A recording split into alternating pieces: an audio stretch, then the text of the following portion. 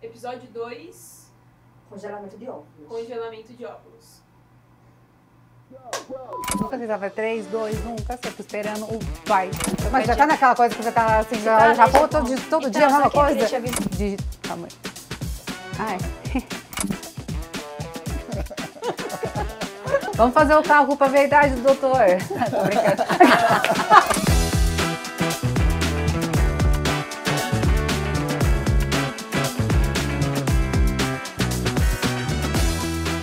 E quando a mulher não sabe se quer engravidar, ou até sabe, mas fica pensando se está no momento certo. Como lidar com a ansiedade e aquela sensação de que o relógio biológico está passando? No primeiro episódio do Papo Saúde, nós falamos sobre infertilidade. Já nesse, nós vamos falar sobre o processo de congelamento de óvulos, com o Dr. Raul, da Ferticli, e a Rafaela, que fez também o procedimento. Só a título de curiosidade para vocês. Estava até conversando com o Dr. Raul, porque em 2023 tivemos mais de 110 mil óvulos congelados.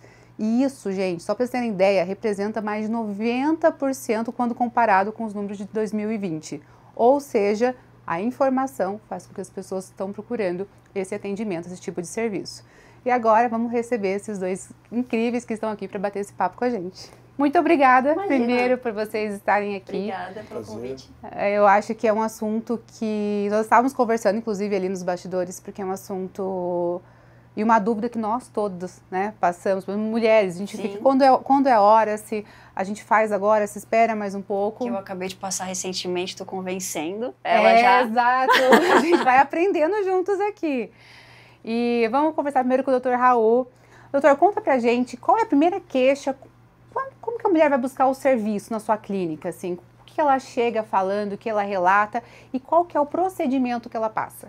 Então, a gente tem alguns perfis do paciente, né? Tem alguns pacientes que já está com seus 30 e poucos anos, está preocupada, às vezes não tem parceiro, ou às vezes tem até parceiro, mas tem um projeto de vida profissional que quer adiar a gravidez. Esse é o perfil básico que a gente tem, são pacientes que querem guardar, a gente chama de preservar o óvulo, né? Então, aí pode ficar anos. E aí, esse é um perfil. Tem outras pacientes também que tá fazendo um tratamento de quimioterapia e a quimioterapia acaba com os óvulos. Então, essas pacientes já é uma paciente já da patologia, né, que quer guardar o óvulo para a posteridade. Então, esse é um segundo grupo. Tem algumas pacientes que já têm um histórico na família. Tem a avó que teve menopausa precoce, a mãe teve uma menopausa muito recente, e aí ela também, entre aspas, teria uma tendência familiar. Então, essa também acaba procurando, né?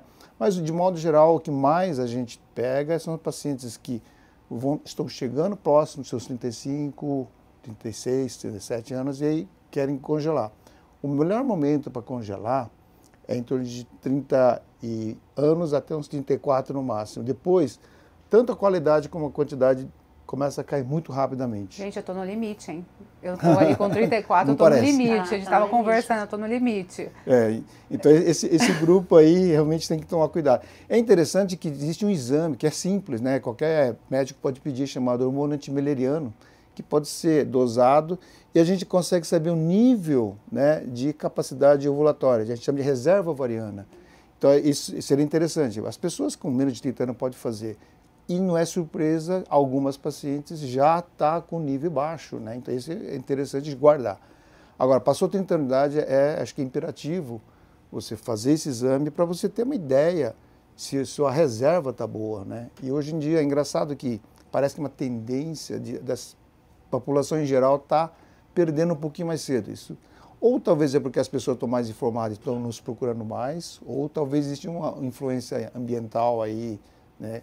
De vários produtos que a gente tem consumido, produtos aí derivados de petróleo, órgãos fosforados, né? Então, mas de qualquer forma, tem uma tendência para estar aumentando. A gente estava até conversando um pouquinho antes que alguns artigos, os novos artigos também estão falando sobre isso, sobre os hábitos de vida, sobre a alimentação, que isso pode estar, assim, influenciando. E o procedimento, gente, ele consiste também numa indução, né? A gente precisa fazer tratamento hormonal. E aí eu queria que o doutor explicasse pra gente como é feito um pouquinho, assim. Primeiro você vai lá, você pode, qualquer médico, solicitar o antimileriano, né, para fazer essa análise da reserva, e depois tem todo o procedimento. E como que ele funciona, assim, qual que é a jornada do paciente para fazer a coleta, para fazer o congelamento? Falando de maneira bem simples, o procedimento não é tudo complicado. Se alguém da família já fez uma endoscopia, fazendo uma sedação e fez aquele exame, o exame é muito parecido. Depois, nossa querida colega vai comentar a experiência dela, mas normalmente não é tão complicado, né? Então a paciente chega dentro de 15, 20 minutos, está encerrando, em meia hora encerra. Mas assim, inicialmente a paciente menstrua, toma injeções subcutâneas, parece Ozempic. Você vai aplicando diariamente, são canetinhas, que se toma em torno de 10 dias, e aí a cada 2 dias vai fazendo um monitoramento, se os folículos estão crescendo. Folículos são bolhas que tem no ovário e que tem óvulo dentro. A gente vai monitorando o crescimento desses folículos e chega um momento em que a gente acha o momento mais oportuno, que está maduro, e a gente aspira. Nesse momento, a paciente vai até a clínica, toma um sedativo, quer dizer, o anestesista dá um sedativo, colhe os óvulos, esses óvulos vão para o laboratório, e aí a partir daí elas congelam. Então o procedimento, eu diria que assim, é considerado parecido com uma endoscopia, por exemplo, né? E tem alguns exames, quando você vai fazer uma cirurgia, tem um pré-operatório. Então, os exames iniciais é parecido com um pré-operatório de uma cesárea, de uma cirurgia convencional. Então faz esses exames, e aí depois colhe, e aí é claro que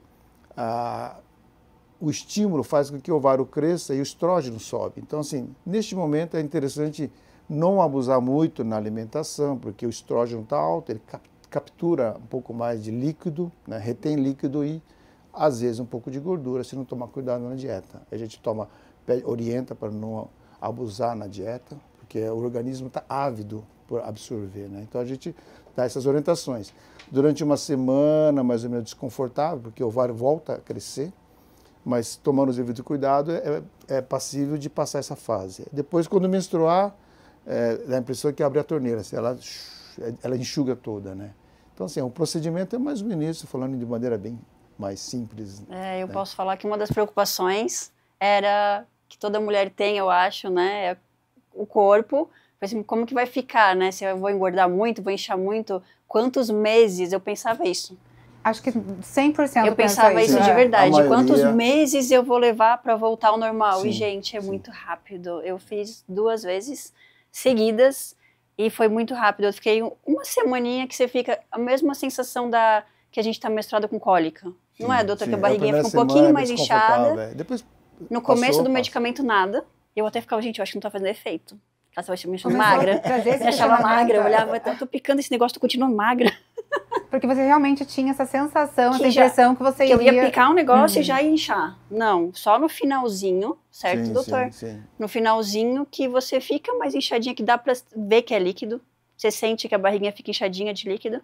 E depois o procedimento, que eu imagino por conta de ser um procedimento... invasivo, né? Eu acho que o corpo incha normal, mas, gente, uma semaninha você tá 100%.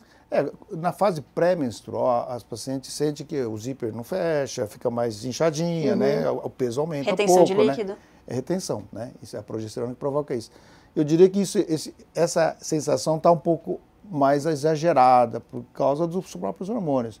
Mas uma vez chegando a menstruação, esses hormônios vão embora e a retenção também, grande parte, vai embora. Qual o hormônio que é utilizado para a indução, para aumentar?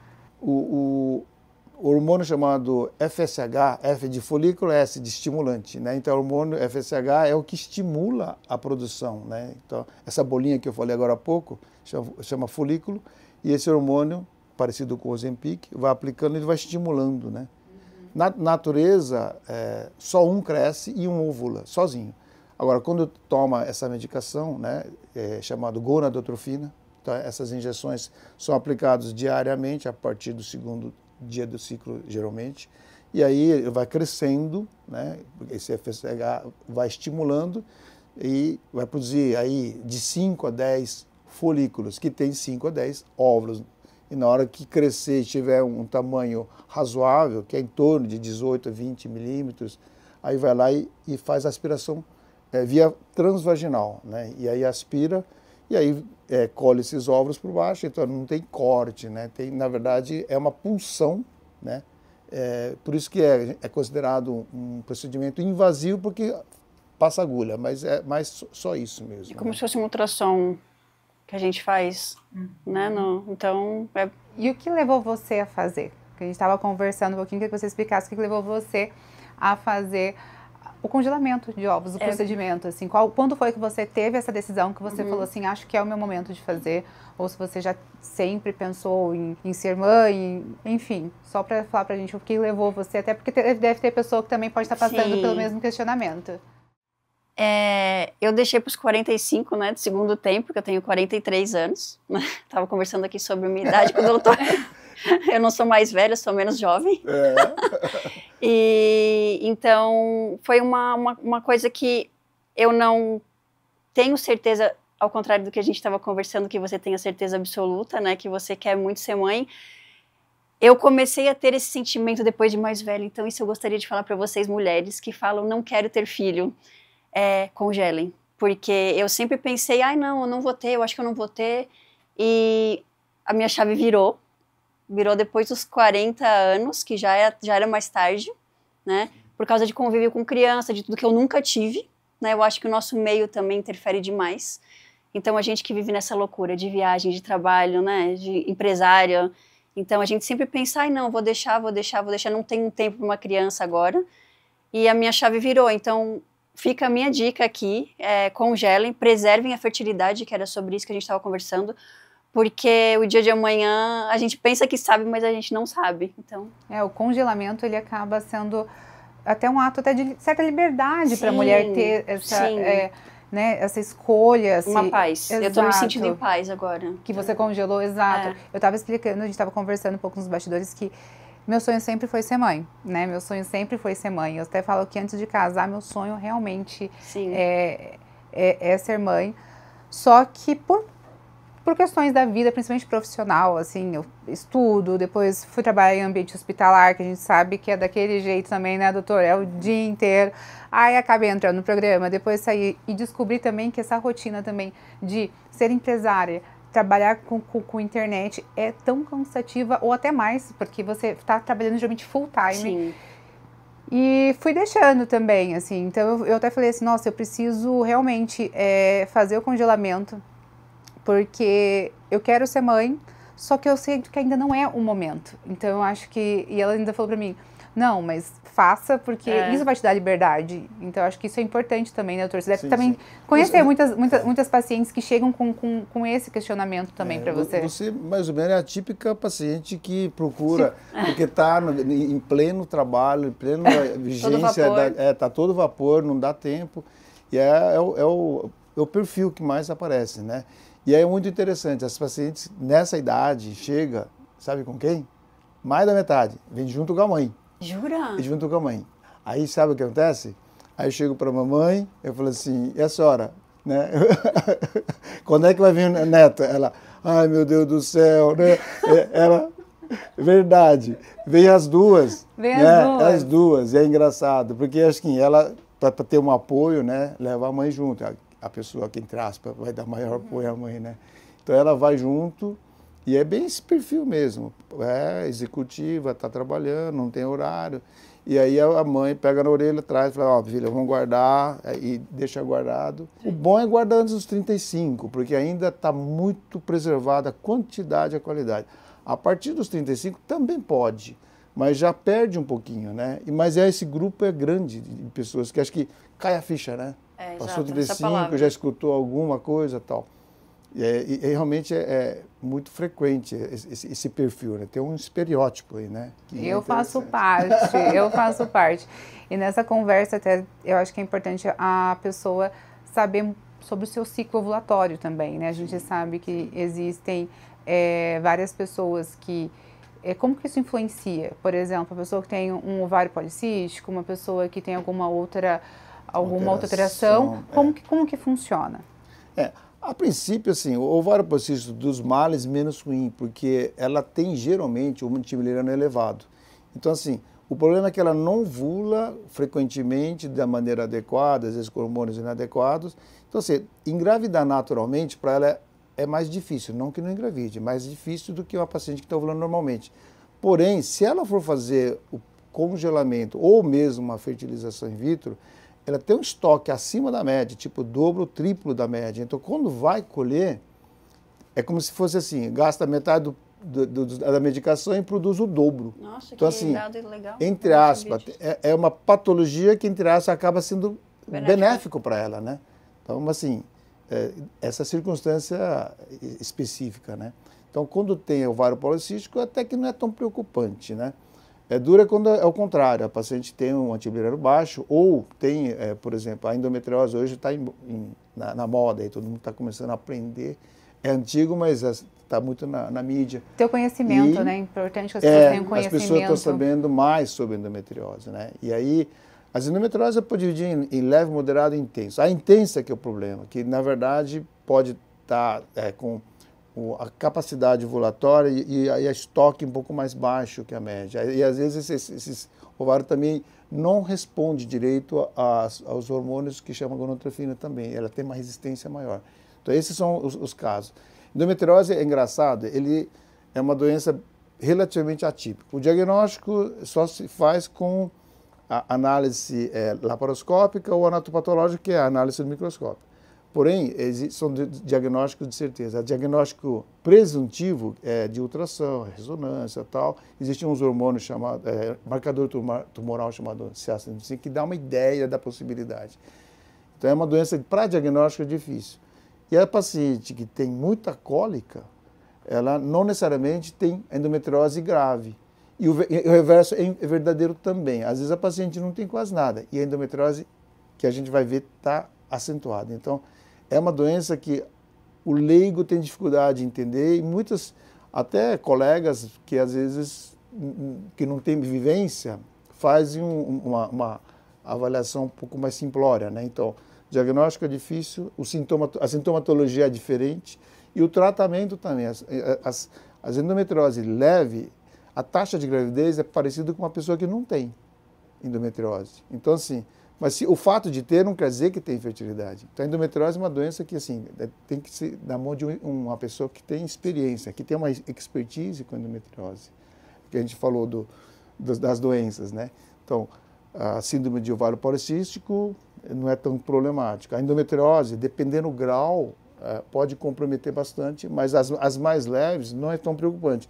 Fica até um alerta também para as pessoas, porque às vezes aparece lá, suspeito diagnóstico, a paciente acha que o mundo acabou, mas muitas vezes não é tão complicado, que é a maioria das vezes, né? E não necessariamente está levando à infertilidade. Igual o mioma também, né? O mioma também é muito frequente, 25% das mulheres têm mioma, e não quer dizer que 25% das mulheres do mundo vai ter infertilidade, né? Então, é uma minoria que pode levar. Então, o mioma também assusta um pouquinho, mas acho que as pessoas hoje já convivem melhor com os miomas, né? A endometriose é uma coisa que é mais difícil de diagnosticar, as pessoas criaram um monstro, hoje é um monstro.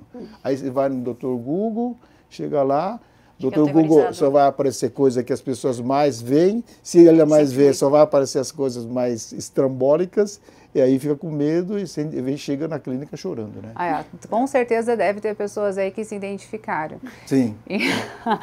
Inclusive, a gente quer usar esse momento para falar sobre a importância de conhecer o seu ciclo ovulatório e entender o seu período fértil. Se você quer engravidar ou não de maneira natural ou até ver a necessidade de ir procurar uma clínica, existem hoje ferramentas incríveis, como o teste de ovulação digital da Clearblue, que vai detectar o pico do hormônio luteinizante, identificando para você os 2 dias mais férteis no seu ciclo.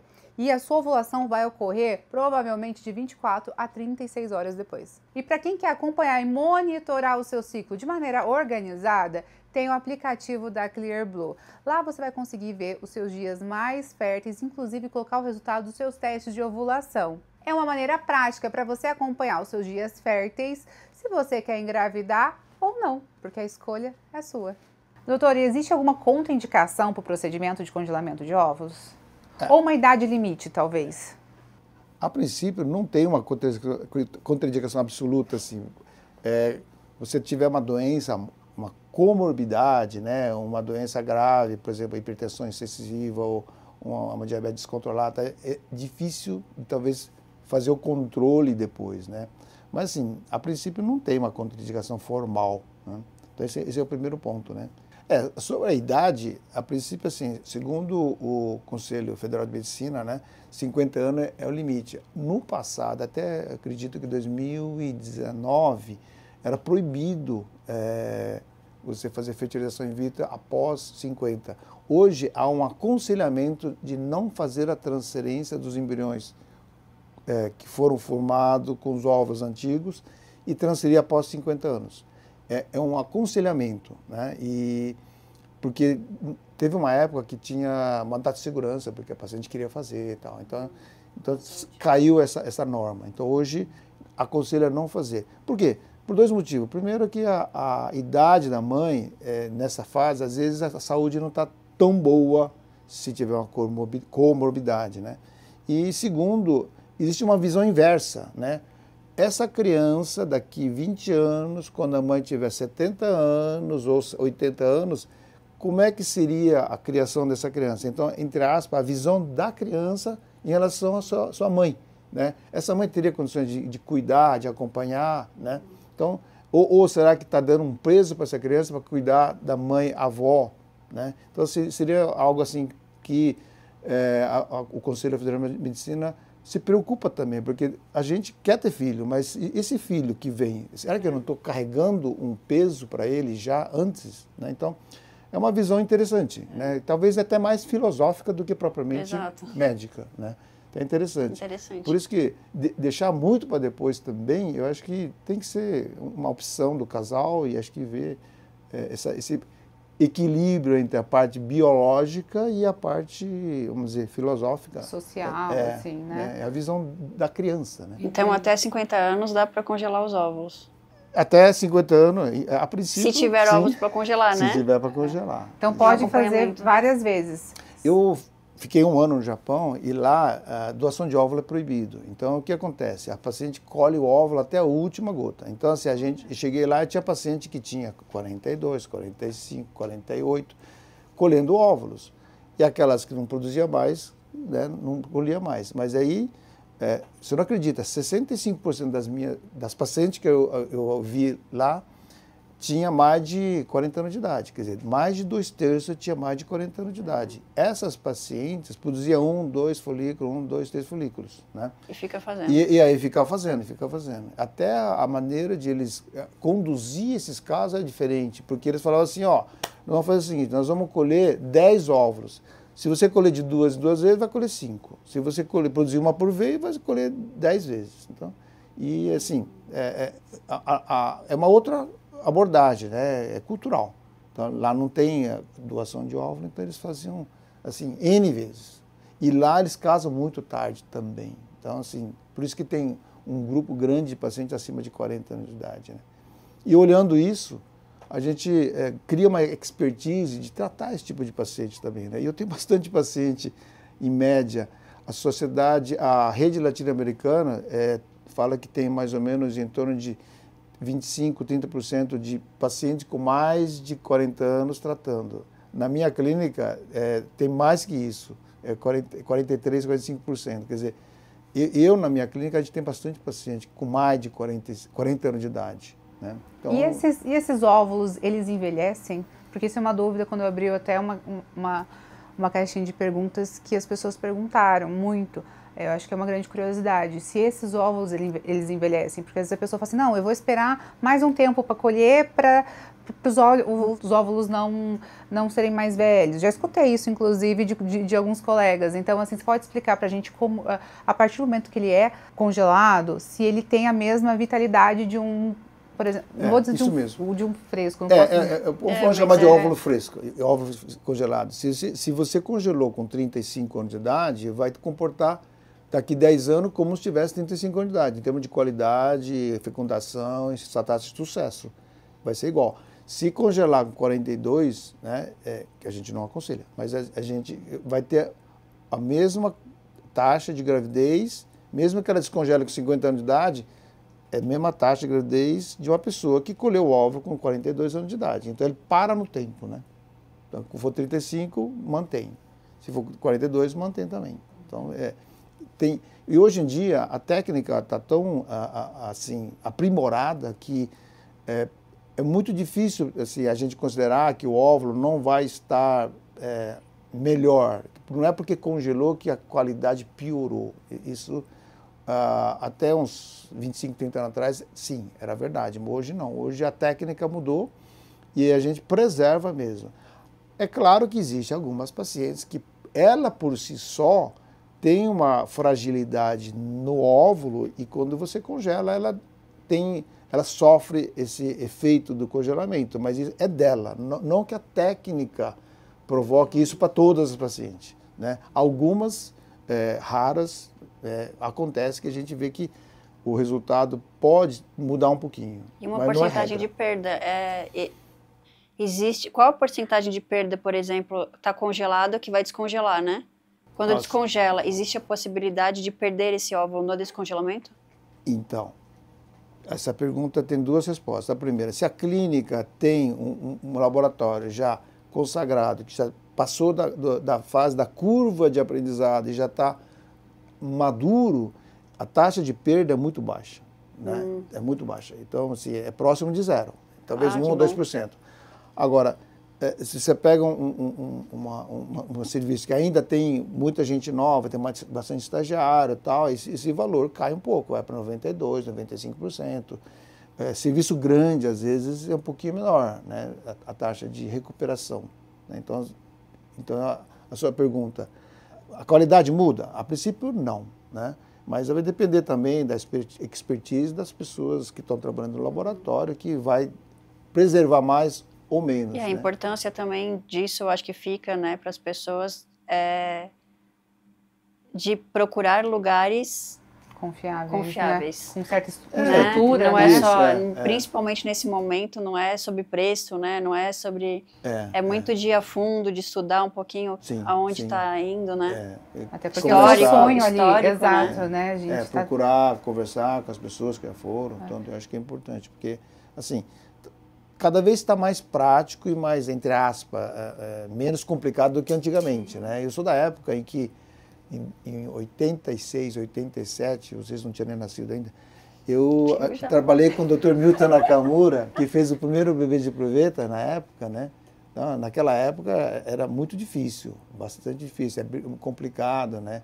E o congelamento naquela época era assim, heróica.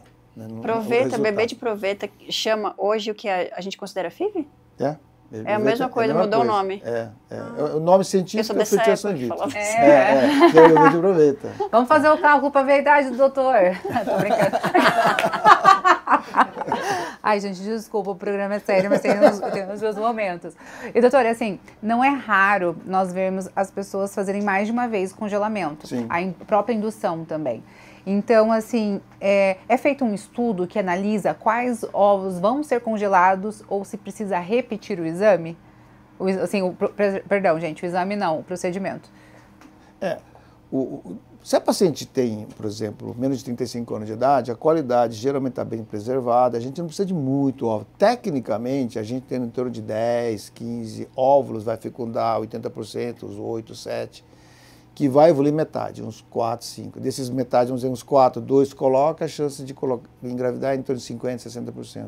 Se não engravidar, tem mais 2. Então, assim, se é jovem, não precisa de muito óvulos, né? E talvez com uma tentativa, pode ser que 80% das vezes, até quase 90%, pode estar resolvendo com uma tentativa. Agora, mesmo o paciente jovem que tem pouco óvulo, às vezes tem que fazer mais vezes para conseguir os 12. 6 mais 6, às vezes tem que fazer duas vezes, né? Mesmo jovem. Agora, é claro que paciente com mais idade, mas menos jovem, né? Com 38, 40 anos de idade, ela é possível que produza um pouco menos, então vai ter que fazer mais vezes, porque a chance de ela conseguir uma gravidez praticamente tem que ser o dobro. Do que pegar 5, 6, ela tem que produzir talvez 12 para conseguir um embrião ou 2 embriões de boa qualidade para poder transferir. Né? Então, assim, dependendo da idade, a gente precisa fazer talvez 2 vezes, até 3 vezes, depende de caso a caso. E é feito um estudo, por exemplo, do óvulo que é retirado para ver se ele vai para o congelamento ou não? Ou você fala... É interessante que os 2 óvulos de uma pessoa de 35 e de 40, no microscópio praticamente é a mesma coisa, mas a evolução dela pode ser diferente. Né? Então, por isso que de faz... modo geral. Então, quando você colhe o óvulo, praticamente você vai dividir em maduro e imaturo. Praticamente é isso. Então, assim, não tem muita qualificação. Agora, quando fecunda, ele vai multiplicando. A jovem, geralmente, multiplica mais rápido, né? E a qualidade tende a ser melhor. As menos jovens é um pouco mais lento e talvez, vou dizer, 10, 20%, 30% é de qualidade baixa. As mais jovens, talvez, de qualidade baixa seja 5%, 10%. Quer dizer, há uma diferença, né, da evolução. Mas o óvulo em si, a gente praticamente guarda como sendo maduro e imaturo, e o maduro a gente congela. E, assim, é claro que sempre tem as exceções.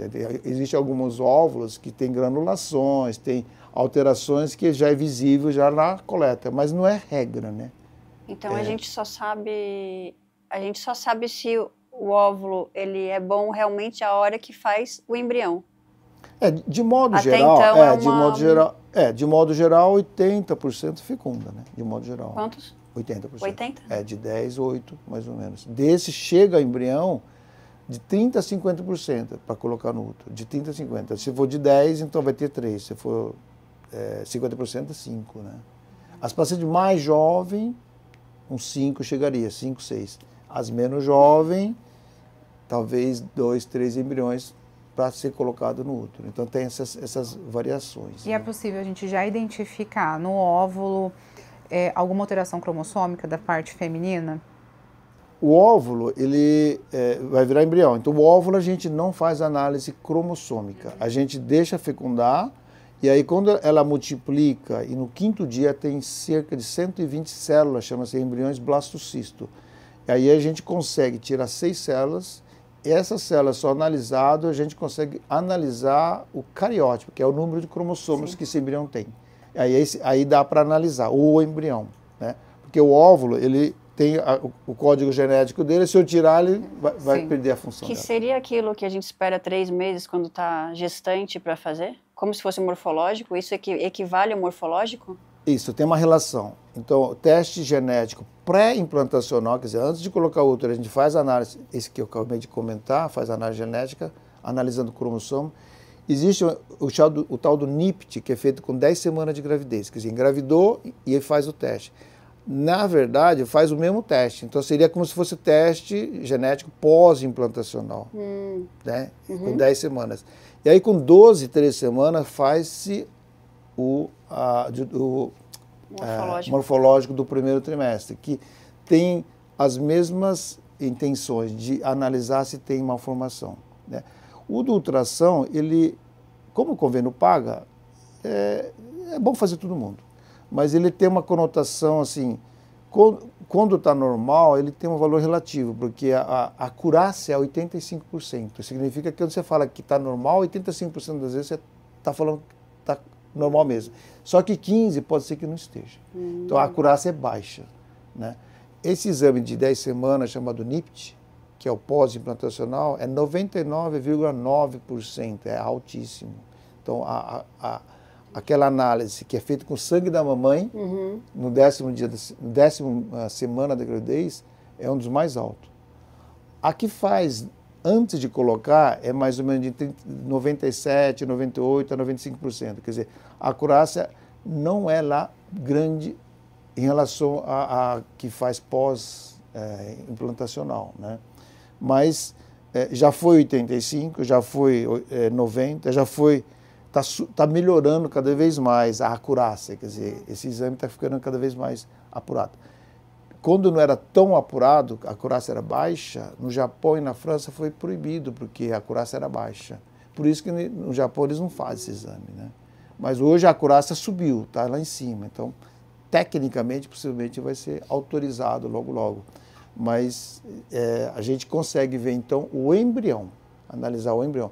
E esse exame a gente consegue ver, então, o tal do síndrome de Down, né? Por exemplo, paciente com 35 anos de idade, a chance de ter Down é 1 para 300. Com 40 é 1 para 100. Né? Então, assim, a gente consegue ver. E esse exame, teoricamente, consegue detectar esse embrião. Então, tem muitas pacientes que querem fazer esse teste porque dá para, entre aspas, diminuir a possibilidade de ter um síndrome de Down. Né? Por exemplo, com 40 anos de idade, a chance é 1 para 100, 1%. Agora, se fizer esse teste, vai para 1 para 4 mil. Né? Então, assim, diminui bastante. Nossa, é bastante. Só para você ter uma ideia, uma paciente de 20 anos de idade, a chance é então de 1 para 1.600, 1 para 2.000. Então, você acaba fazendo esse teste com 40 anos de idade, a chance acaba sendo quase que 2 vezes menos que uma menina de 20 anos. Então, assim, esse exame praticamente veio para ficar, né? Nossa, que bom. É interessante. E assim, nós sabemos que já foi mais difícil o acesso. Hoje nós sabemos que os preços estão mais competitivos para todo esse procedimento de fazer o congelamento de ovos. É válido lembrar que no SUS existem alguns casos específicos que é custeado, como em alguns casos de pacientes que estão em tratamento de câncer, que podem perder a fertilidade, e também alguns casos específicos de endometriose. Mas assim, de valores, doutor, quanto que você acha que é um procedimento hoje, assim, por exemplo, na sua clínica, na Ferticlin, quanto que custa mais ou menos o procedimento, assim, para a gente ter uma ideia?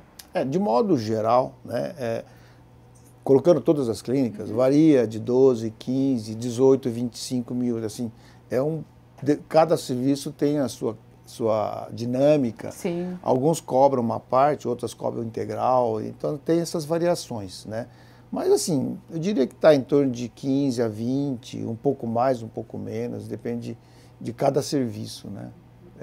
E você estava falando sobre a questão de doação também de ovos, que eu acho que é bastante interessante a gente falar, porque ele falou que até isso altera no preço também, né? Sim, sim. Assim, acredito que 2019 e 20, mais ou menos, era proibido a doação de óvulo no Brasil.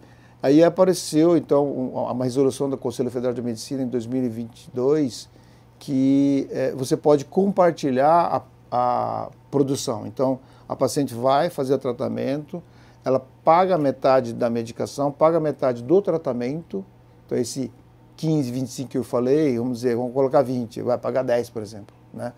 E a medicação também. Então, ela paga a metade e toda a produção dessa paciente, metade ela fica com ela e metade fica no banco de óvulo, né? Então, cada clínica tem o seu, entre aspas, seu banco particular, né? Então, essa modalidade hoje é permissivo. Tinha uma época que não era permissivo, né? É que, assim, o Conselho Federal de Medicina entende assim, que não pode ter comércio. Sim, essa que é a preocupação. Mas compartilhar, eles entendem que uma pessoa está ajudando a outra, né?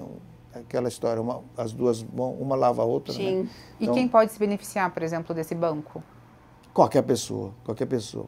Inclusive, nós estamos comentando agora sobre preservação. Algumas pacientes, por exemplo, com 32, 34 anos, às vezes não tem condições financeiras, mas se ela utilizar dessa técnica, ela pode talvez conseguir baratear, ela paga a metade, aí às vezes fica plausível para ela fazer. Essa né? informação é muito legal. É muito importante. Não é à toa que quando nós estávamos conversando, eu falei para ele assim, nossa, eu não sabia disso, porque ele falou, é recente, é uma coisa recente, sim, porque sim.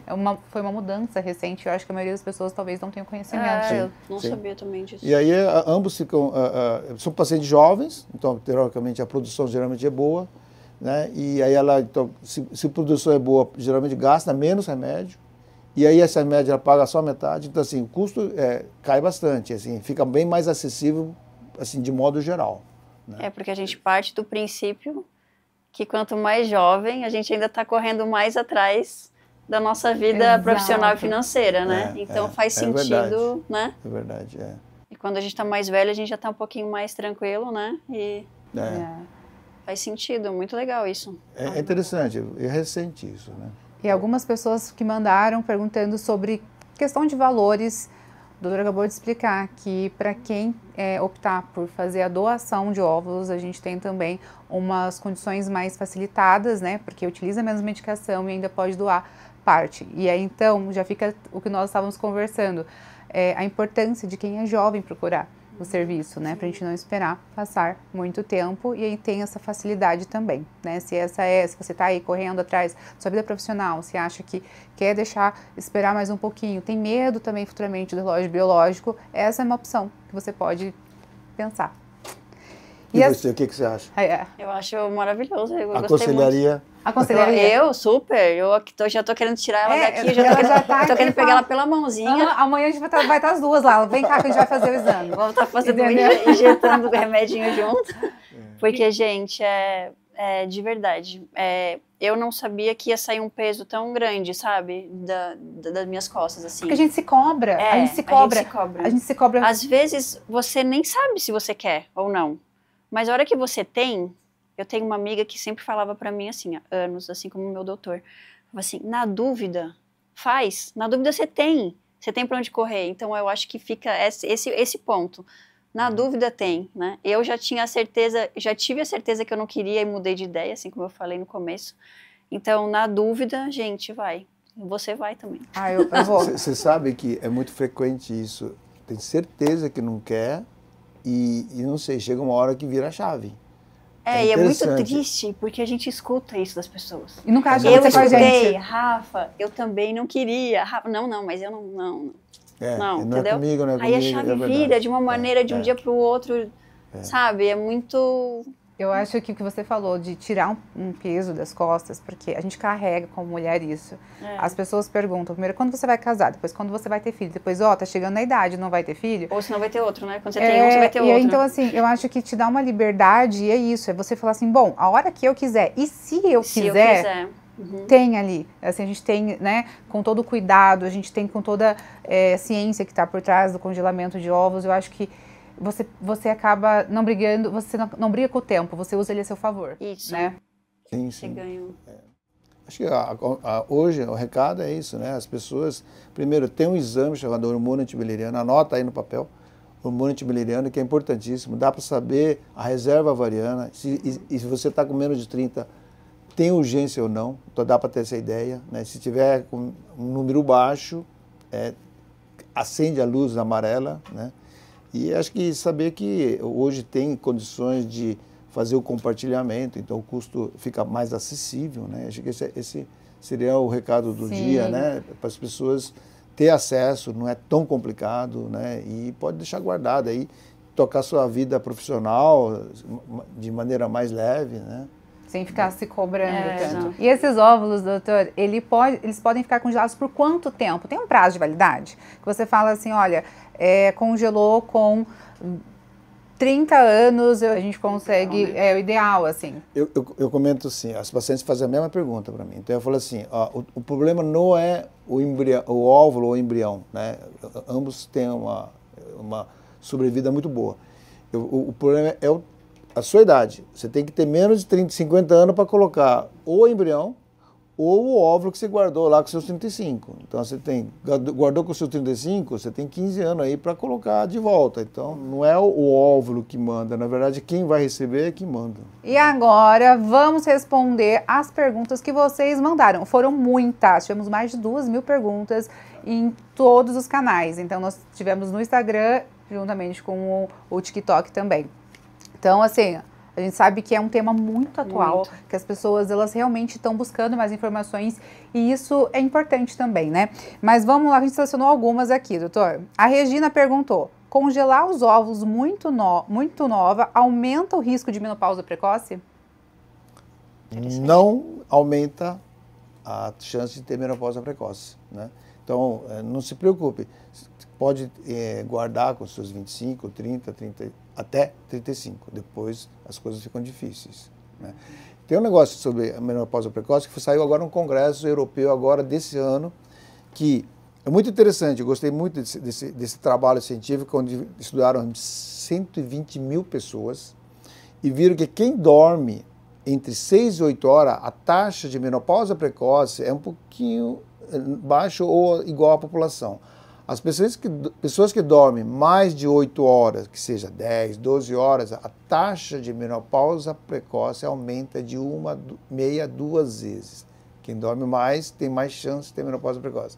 E o Nossa, inverso gente. também é verdadeiro. Abaixo de 6 horas, 5 horas e meia, 4 horas de sono por dia, a taxa de gravidez, quer dizer, a menopausa precoce também aumentou de 1,5% até 2% Olha. a mais, uma vez ou duas vezes a chance de ter menopausa precoce. Então, fica aí a dica, não durma demais e também não durma Você de não menos. pode ter nem preguiça nem pressa. Né? A Isa perguntou, se congelar óvulos engorda, esse é o seu medo e o medo de boa parte da população, Era né, o meu, Rafa? foi o meu também. Exato. Engorda, doutor? A gente já conversou um pouco sobre isso, mas vamos... Eu falaria que não e sim. Por que não? O senhor está confuso? Não, porque Tô é o brincando. seguinte, as pessoas que, vamos dizer, fazem dieta direitinho, né? Obedece às orientações do profissional, que na época tem que ter uma dieta não muito calórica. A tudo. gente está falando de um mundo ideal aí. Essas pacientes geralmente mantêm o peso. Dá uma aumentadinha por causa da retenção hídrica, mas também volta, né? Agora, há algumas pacientes que aproveitam o ensejo e falam assim, não, mas o doutor Raul deu hormônio, olha aqui, ó, né? E ela manda bala, né? E acaba... Quando termina o tratamento, está com 1 quilo a mais. Então, assim, elas não tomaram cuidados devido. Né? Então, Pensa que está gestante já. Que tá Mas mais aquelas que não tomam cuidado ganham peso. Então, assim, por isso que fica assim, aumenta peso. Sim, ela não fez os cuidados devidos, né? Eu acho que eu seria esse grupo aí que usaria como se fosse licença poética para comer e falar a culpa é do Dr. Raul. Mas é isso, gente, a gente incha, retém muito líquido mesmo, né? E mas assim, uma semana melhora, gente. Já melhora aí, ó. Gente. A Rafa tá aqui não já. Não tenham medo por causa do corpo. Posso deixar vocês tranquilas em relação, porque eu sou chata com isso. Olha isso aqui. E ela fez 2 vezes, então a gente pode olhar aqui, com os cuidados e seguindo todas as orientações. Eu tomei cuidado. Eu tomei cuidado, comi mais legumes, eu tomei mais líquido, não ingeri álcool. Então, né, você tem que saber... Na época a gente vai dar o WhatsApp dela, ela orienta as pessoas. Isso é verdade. Tô ficando craque. Vamos lá. A Nina perguntou, o congelamento reduz o risco de doenças e síndromes cromossômicas que podem vir com a gravidez em idades mais avançadas? Que foi isso que a gente acabou de responder. A gente já respondeu isso. O congelamento não modifica, ela para no tempo, né? E não é porque fez o congelamento que aumenta a taxa de mongolismo, de alteração. Ela preserva todas as características. A Natália disse que uma amiga congelou os óvulos e quando foi usar não funcionou. Ela pergunta o que pode ter acontecido de errado. A gente sabe que essa pergunta é bem difícil, mas assim, o que você acha que pode ter como Eu já comentei mais ou menos por alto sobre isso, porque quando você congela e descongela, normalmente você recupera ela do jeito que ela estava na fase fresca, né? Agora, sempre tem exceções. Aquelas pacientes que já por si só têm uma qualidade abaixo do esperado, e existe essa paciente, a gente muitas vezes vê que a recuperação não foi adequada, não recuperou da maneira com que a gente queria. Existe. Não é frequente. É muito raro. A gente acha que tem isso uma vez a cada 2 anos, alguma coisa assim. A gente sabe que tem, mas não é uma coisa frequente, né?